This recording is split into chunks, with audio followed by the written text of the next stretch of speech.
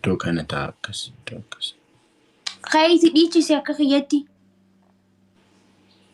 Anta akka bikan kee lafa ol kee adabamee beektaa eetiin gisee hunda adabama akka mangistitti ara na kaastee na taphachiisti kayyaatillee. Ishi garuu iddoo kana ta'a argitees. Wanni dhugi as bira yoo waasi qabe shaayii danfitu. Nadide mokkoreera nadide. Xoosinyo. Waanin mokkor dama akkasii mokkoreera. Masoobilaan dhugamu. Talba dhugi. Mokkoreera sas. Quxxiyo. Quxxi. Isas mokkoreera maal? Himbeetu aslan ni mokkoreeta ni himbeetus. Mokkoreera waan mokkori marziyyuu mokkoreera nadide. Hashara dhugi hashara danfisi. Mokkoreera sas. Bakka dhisi ana akkana sirra ijjata gideessan bakka sirraa ba'a. Akkana sirra ijjadha. Bubuqqisiirra marsii ta'uu isaati.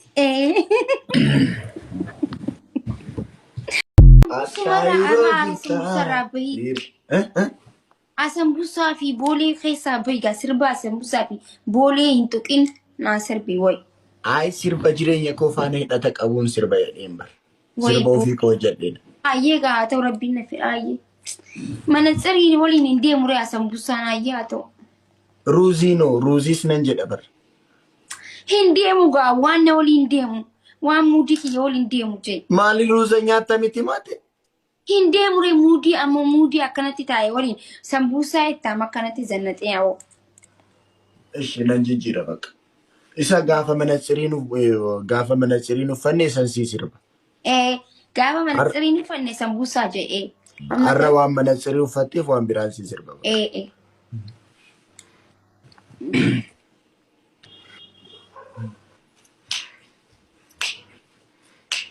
Taltalli bishaanaruu qilleensa tukaachisa. Inni ni ta'a usee taa'e. Ustee teessee mi'aatu reefu usee hin taanillee. Taltalli bishaanaruu qilleensa tukaachisa. Taltalli bishaanaruu qilleensa tukaachisa. Siif jedhee manaa bareetan bineensa nuuf nyaachisa. Siif jedhee Oya barana, oya barana, jala lashi narakisi, yonatam kodi natisa, malo natima jarana, yonatam kodi natisa lata, ture buletu garana nyata, wai jalala. Namni beektanii anoo gubadhee natti hintani. Gaaraan araasaa waan isaa wallaalee mucaa bareeddu ijaan ilaalee qalbii koo matii garaa koo badhee. Santiniin argine intini isheen hin fiigdi. Intini keessa fiigdi isheen. Yaruuz maasaa keessa fiigdi isheen. Inniyoo. Inni immoo ittiin dhokata. Samboodoo. Achi luka ishee qab godhee kuffise.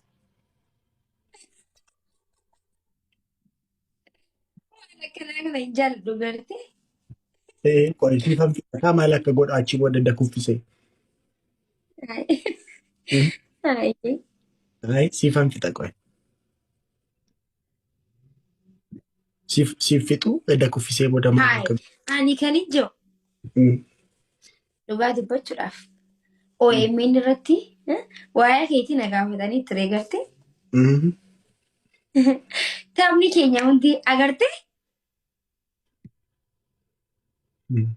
Agartee jirta bikka deemtu na jalaa hin haftu bara. Miidiyaa deemu irratti suma na gaafatanii. Na jalaa hafuu jiddii atiin kuni agartee jirta.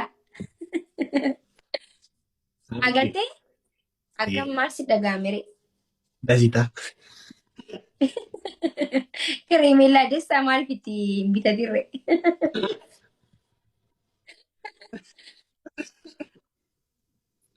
Kirimeellaa dessaa maaliif bitatin? amma neekist dhufu Faanaa TV irratti qaba interviewna waa'ee kee nagaafachuun isaa ni nafu. Faanaa TV na isma dhugaa dubbachuudhaaf maqaa hayyasin hin kaasu. Hin kaasu nagaafatu. Ija siyaasaatiin otoo hin ta'in ija jaalalaatiin hin kaasu. No, hin kaasu na aman hin kaasu.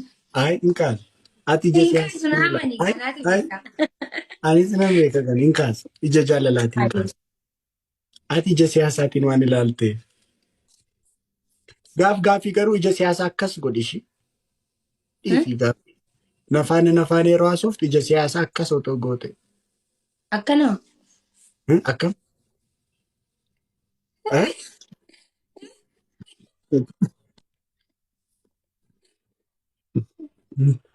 Akkana.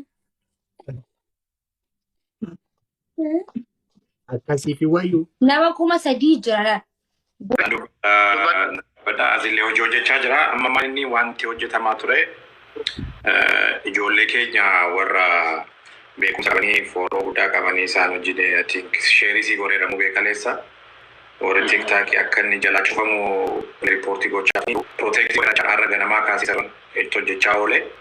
Kaleessas bilbilaan isaan argadheera warra naannoo biyya arbaa jiranii. Isaanii maqaa gara nama 18 kan isaan dabarsanii akka blookii godhamu akka akkaawuntiin isaanii gubamu jechaadha. Kanarratti hojjechaa turanii almost sa'aatii 4tti kan isaan wajjin haasofne jechaadha warra tiktaakii akka akkaawuntiin gubamne kana keessa nama 2 argaa jira. Mubaarakis keessa jira, obboleettiin koos keessa jirti. Namoota 18 jechaadha kan akkaawuntiin isaanii akka gubamu. Kuni maal barbaachisa yeroo inni ilaallu? Tokkummaa barbaachisa namas 3,000 duwwaa otoo hin ta'in nama 300 Oromoon asirratti dhufuu qaba. Kuni tapha caalaadhaa waan hundumtuu asitti sassaabamee dhaggeeffachuu qaba. Waan gochuu qabnu maa inni yoo jenne tokkoffaa gargaarsa atattamaan godhamu. Amma namoonni buqqa'anii qe'ee isaaniirraa ijoolleen buqqa'ee naannoo Wallagga keessa jiran isaaniif nyaata erguu isaaniif waan adda addaa godhuudha. Ani karaa gama kootiin almost miliyoona 9 ta'uu ergeera. Ta'atiin qaqqabeeraanii kanaaf maaltu barbaachisa nyaata barbaachisaa uffannaan hin barbaachisaa kun isin bira jira jennee bira dhaabbachuun barbaachisaadha. Kun dirqama. Eenyumtiyyuu namni dhiigaan Oromoo ta'e afaaniin otoo hin ta'in dhiiga Oromoo namni qabu hundumtuu bira dhaabbachuu qaba. Kuni isa atattamaan godhamuu qaba. Maali nyaanni hin barbaachisaa uffanni hin barbaachisaa warra buqqee jiru manni wanti kuni inni atattamaan godhamuu qabudha. Kaayyoon lammaffaa irratti qabanne maal jira kaayyoon lammaffaa irratti qabanne yoo jenne amma gabaasan tokko isinitti jarreetiin galtee uummata keenya fixxe bilbila biyya sanaa hin fayyadaman waan isinii dhufu. Bilbila saatalaayitii 38 harka isaanii irratti qabamee jira.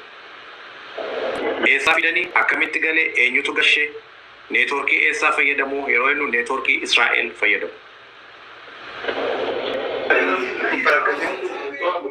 Maaltu akkas godhe yeroo jettanii tokkummaa isaan lafa jalatti hojjechaa ture. Karaa amantiitiin hojjechaa jiru, karaa adda addaatiin hojjechaa jiru.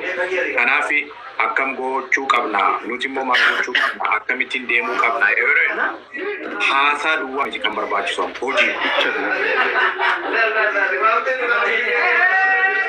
Sagalee xiqqoo hojii gaara kan eenyuti? Sagalee xiqqoo hojii gaara. Duukaa baay'ee Nuti waldaa gajjibaa. Maaltu barbaachisaa yeroo jiru haasa'uu duwwaa miti hojiitti galamuun barbaachisaadha. Amma atattamaan kan barbaachisu keessaa ijoolleef qaqqabuu qabnaa already kireetii gooneerraa GoFundMe kireetii gooneerraa baankii Dubaayitti bannee jirraa warra naannoo Arabaaf Dubaayitti bannee kuni strong financial qabaachuu qaba. Yeroo namni buqqa'u duwwaa otoo hin ta'in yeroo namni biyyaa baqatu duwwaa otoo hin ta'in kan nuti walitti gurmaa'uu qabnu financialitiin strongii taanee waan adda addaa hojjechuu qabna. Challengii ani kan jedhee akka isaan amma naannoo miliyoona 3 sassaabatanii jiran. Nuti immoo Oromoon saba bal'aadha saba guddaadha haga doolaarii biliyoona 1 sassaabna jenneetti kan nuti kaane. Kuni jecha ammaa inni we have to open strong media qabaachuu qabna. Strong media. Media strongi kan ta'e kanarra banamee boor cufamu otoo hin ta'in saba keenya gargaaruu ka qabu haga baadiyyaa keessa deemee mootummaan kan irratti gaggeessaa jiru hunda baasee gadi baasee kan addunyaatti agarsiisuu danda'u miidiyaa stroongii banachuu qaba. Kuni dirqama.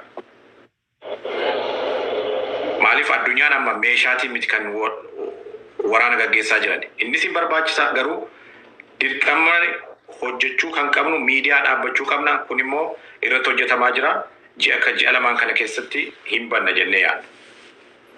Maaliif yoo Oromoon tokko ta'ee jecha Oromoon tokkummaan hin barbaachisaa, gandummaan hin barbaachisu, tokkummaan hin barbaachisaa, wal bira dhaabbachuu qabna. Saba bal'aadhaa Arsii, Baalee, Boorana, Harargee, Wallagga, Shawaa jenne hundi keenya wal bira dhaabbannee dhiigummaa Oromootiin wal bira dhaabbannee miidiyaa strong miidiyaa dhaabbannee waan nurratti gaggeeffamaa jiru kana hunda addunyaatti agarsiisuu qabna jecha. Tole barbaachisa.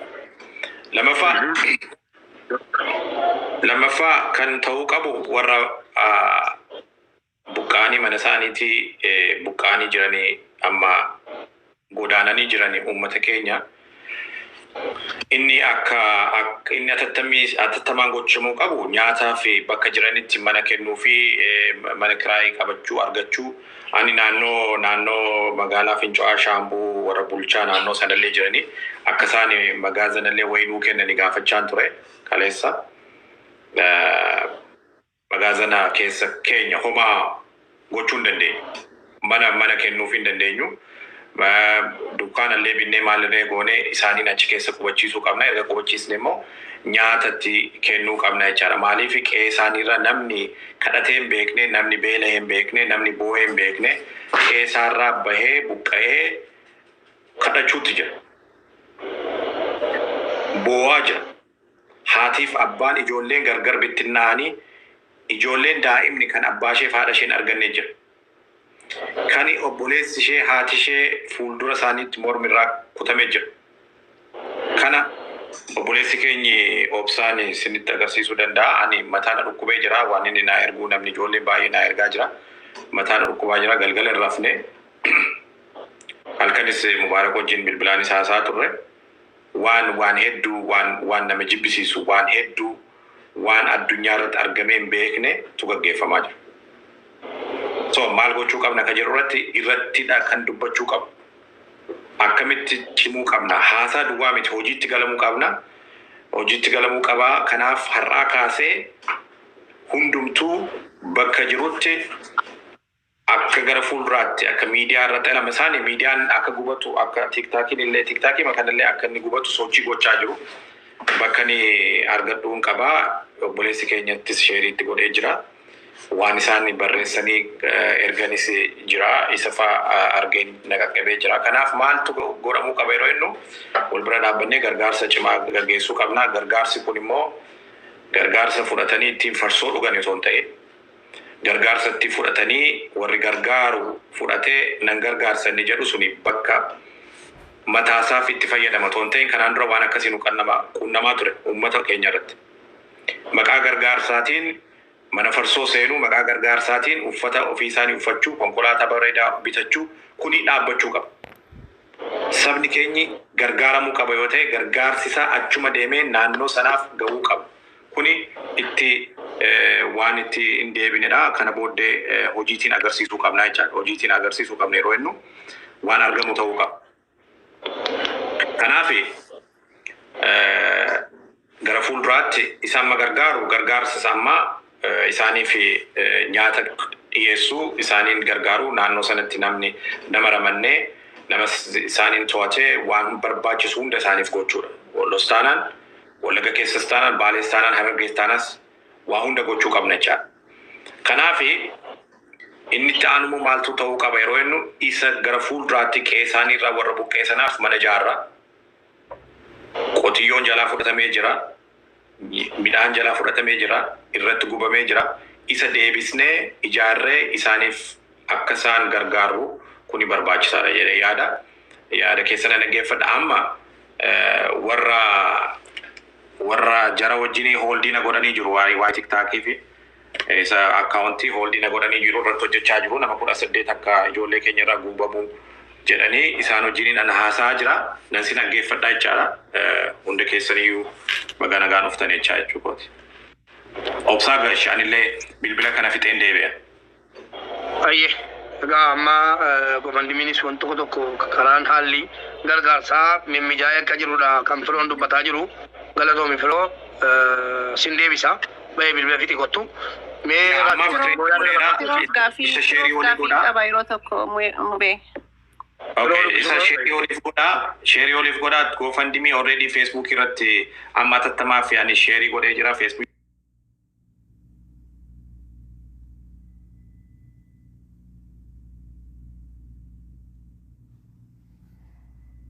Gargaarsine amma atattamaan gochuu qabna. Video tokko immoo gamuweef nan ergaa tuffii mootummaan nuuf qabu jira. Firoo osoo hin bahin yeroo tokko please waan sin jedhuuf.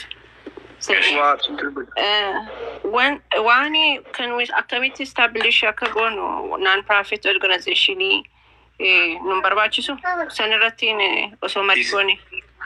Isa asitti hin dalagna amma inni atattamaan koree dhaabbanneeti naannoo Minisootaatti fiatoo naannoo eessatti koree dhaabne isa organize isa. Anis Minisootaan jira dhufna na dubbisiiti waan sanirratti akka tantamaan wajjannu. I think it's very helpful if you have non-profit organization akka barbaanneetti gargaarsa nama kennaa geessinus gaafii tokko malee akka godhuu dandeenyu waan nu gargaaru waan ta'eef. Isa torbee tokko keessatti naafnaan illee isa yaadaan ture. Maqaa isaatti baasnee maqaallee sinillee kennaati maqaa walii gallee isa dhaabuu qabna. Asitti sin dhaabna biyyatti sin dhaabna jechaadha. Kanaaf Ameerikaatti sin dhaabna biyyatti sin dhaabna. Organization irratti akka wajjan please bal'inaan waan san irratti akka haasoftuun barbaadeeti. Isa amma hin dhaabna inni dirqama jechaan asittis dhaabne yeroo yerootiin duwwaa otoo hin ta'in yeroo yerootiin establish ta'e. Isarratti hojjechuu qabna inni dhaabbate asittis dhaabne biyyattis dhaabne uummata keenya bilisa baasuu qabna. Mataa gadi qabatee deemuu qabu ol qabatee deemuu qaba. Ijoollee dargaggoota keenya gargaaruu qabna. Abbootii keenya gargaaruu qabna. Obboloota keenya gargaaruu qabna. Warra baqatee illee biyya alaa jiru isaaniin illee akkaataatti gargaaruu wal bira dhaabbachuu qabna yaa jara. Wal bira dhaabbachuu qabna. Wal gargaaruu qabna. Namoonni baqataallee ta'anii waan nyaatanii dhabanii rakkatanii haga waraqaa argatanitti rakkina cimaa jiran isaaniin illee haga gargaaruu qabna. Wal gargaaruu qabna. Maallaqni tokko lama homaa miti birrii tokko birrii lama yoo buustani isaaniin gargaaruu qabna. Inni dirqama dheedhee yaada kanarratti warran biraan nan ilaalaa jira. Anis namoota tokko dubbiseen jira nama nu gargaaruu danda'an nama naannoo saniis nama bebbeekon jira. Haasaan ture reefis bilbilaan bakka maanuma kanarratti jabaadhaa hojjedhaatiin laayisensii godhaatiin wanta takka rakkoo hin jiru bu'iinni buufnaa jedhanii jiranii beekuus dandeettaatis irra caalaa namoota naannoo keessaniiti. So haasayaan jira kana gadhaabaatii fidaa rakkoon qabu buufnaadhanii non-profit organization irratti hojjedhu jennaan ishii toleenan marii kana isaaniin hin ga'a. Ammaaf garuu aga danda'ame uummata beelaa fi waan uffatuu fi waan nyaatu kan more important ta'e kana waan ta'eef kanarratti goona sunis ni goona jedhee abdiin qaba. So I hope success ta'an. Amma hojimatti haaseennu let's just work. Seenaa himuun hin barbaachisu please uummata kennaa aga danda'ameen.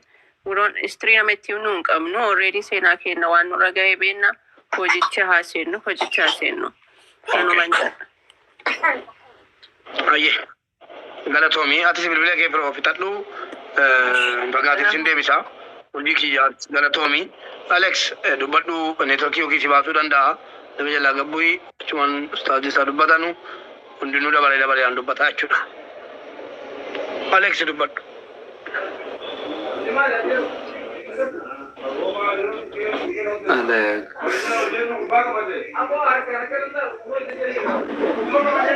Alex mul'atu bari mobe mul'atu argaan jirru mul'ata ture. Isaanaa dubbatu. Amzaa carraa kan dubbatu. Ayyee. Ustaaz Hamzaa Sheekh Jaabir dubbadha.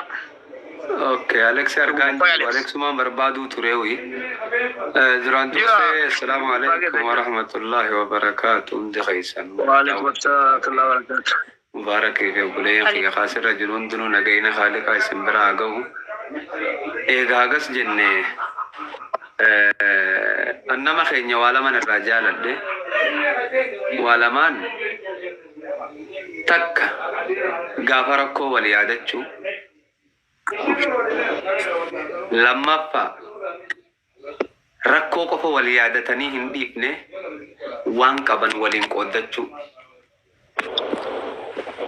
امو تنخيست وان تكتنين الراجب بين قبماس يارو ركون افتقفا onnachuu yeroo taan wal quba qabaachuu dhabuu namni keenya yeroo rakkoon dhufte ni onnata yeroo taan ammoo wal dagatee adda fagaata waan takkitii tanaaf furmaata tokkootu jira ammas yeroo amma duraa keessatti yeroo rakkoon dhufte waan gargaarsaatiif boodaan dhufa namoota hedduu jira khantiis beeynu khaisinis beeytan khayaroo khana keessatti jireenyi isaa jijjiirame maqaa oromooti taakaja waan dabre keessatti seenaa